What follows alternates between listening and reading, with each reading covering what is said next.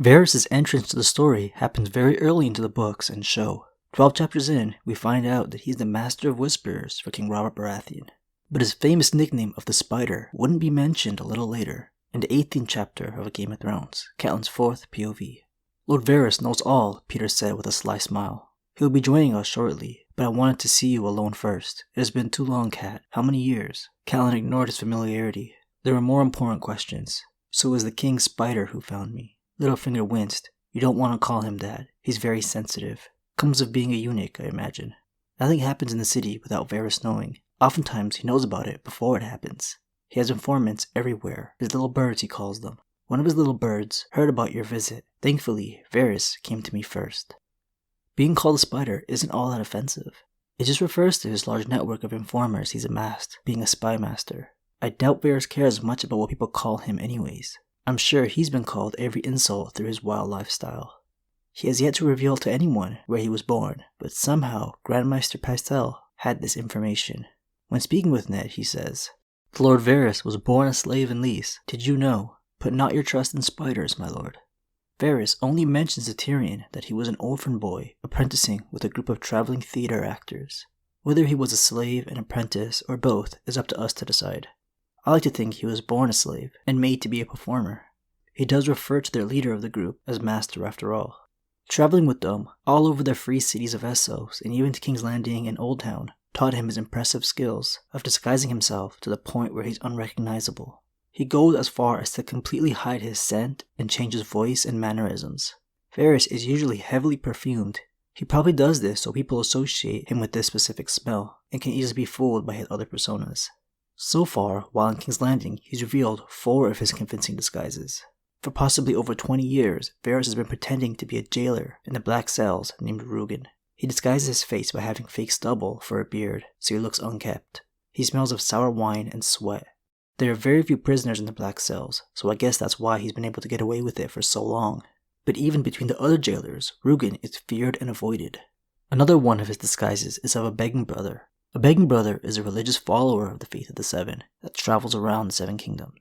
Like most begging brothers, Varys appears very poor and barefoot.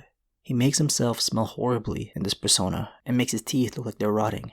One disguise is of a large mysterious man covered by a hood who hides his hands in large sleeves. His voice is low and he smells of sweat. His last and strangest disguise is of a large older woman. He even wears a wig that has heavy dark curls.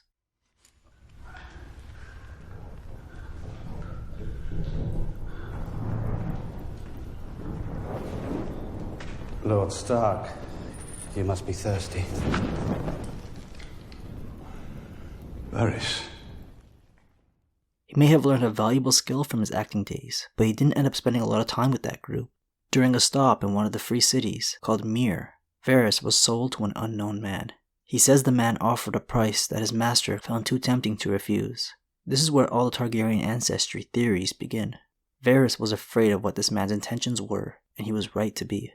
He gave me a potion that made me powerless to move or speak, yet did nothing to dull my senses. With a long hooked blade, he sliced me root and stem, chanting all the while. I watched him burn my manly parts on a brazier. The flames turned blue, and I heard a voice answer his call, though I did not understand the words they spoke. Myr is known to have followers of the Lord of Light, so the man who paid for Varys could have very well been a priest, since we've seen Melisandre do the same tricks. Varys was obviously traumatized. He continues to tell Tyrion, "Yet I still dream of that night, my lord, not of the sorcerer, nor his blade, nor even the way my manhood shriveled as it burned.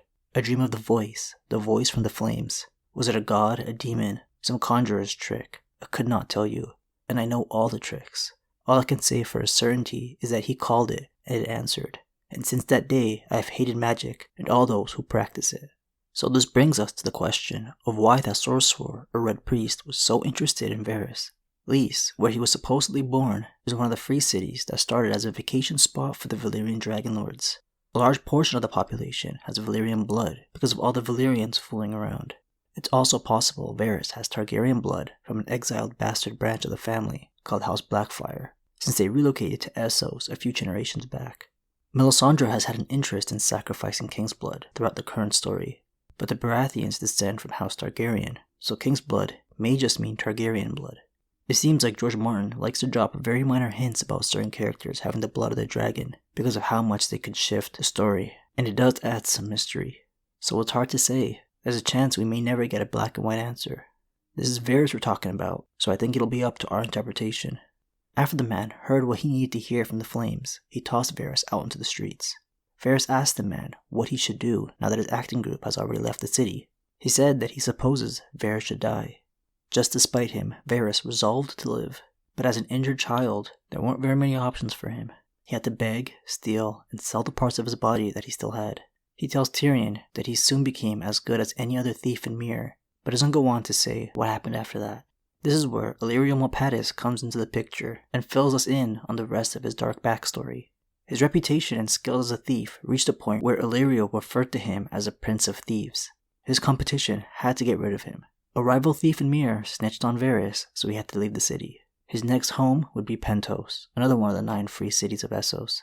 Illyrio tells Tyrion that he met Varys not long after he moved to Pentos, but he had it rough in this new city. To stay ahead of the slavers looking to capture people, he had to sleep in sewers during the day and by night stick to the rooftops.